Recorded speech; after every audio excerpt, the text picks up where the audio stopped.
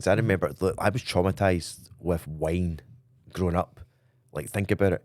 As in when you're underage drinking, right? Because you're drinking the cheapest shite. Echo Falls, it's like paint Exactly. stripper, isn't it? Oh yeah, it was a bottle of Tudor Rose for £2 out of Tesco. Oh my god, it was awful, Wow. disgusting. Like the most. So I was traumatized by wine, and I remember being down in London, and I'm in my late 20s. Because remember, like after I grew up, I was like, yeah, I'm not touching wine ever. Like anytime I was out for a dinner and people would have wine, I'd be like, how I've been weird in is that? situations with you where I could say that that's no true.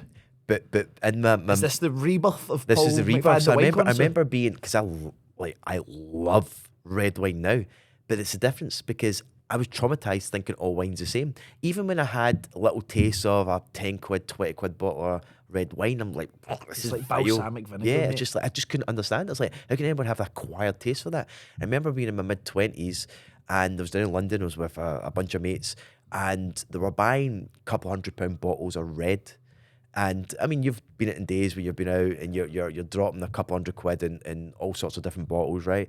But in my head, I couldn't comprehend why they were doing that with red wine because I was so traumatized. gonna taste like shit And this in whole your head. story came up, and it says, "Look, try this, Paul."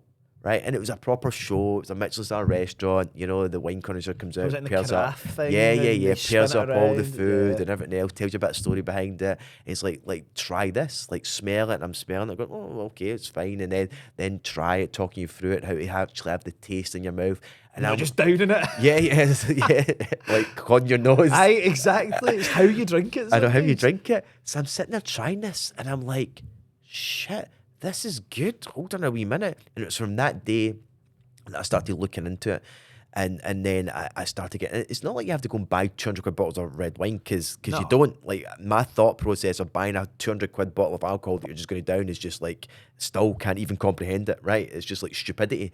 You know, it must be the poverty mindset in me from my younger days. For sure. You've still got some shackles to be released Yeah, from, I yeah. think. Because it's a bit like designer gear as well. In my head, sometimes. Yeah, you're still- But designer gear that's just got Gucci here. In my head is like, why the fuck would you pay Gucci 500 quid for a jumper to advertise on their behalf? In my head, I can't comprehend that. You know. Anyway, let's not go off track. So. Plus it just doesn't even look nice. Anyway, so then I started getting really nice bottles of wine, and I love a great bottle of wine. I really do.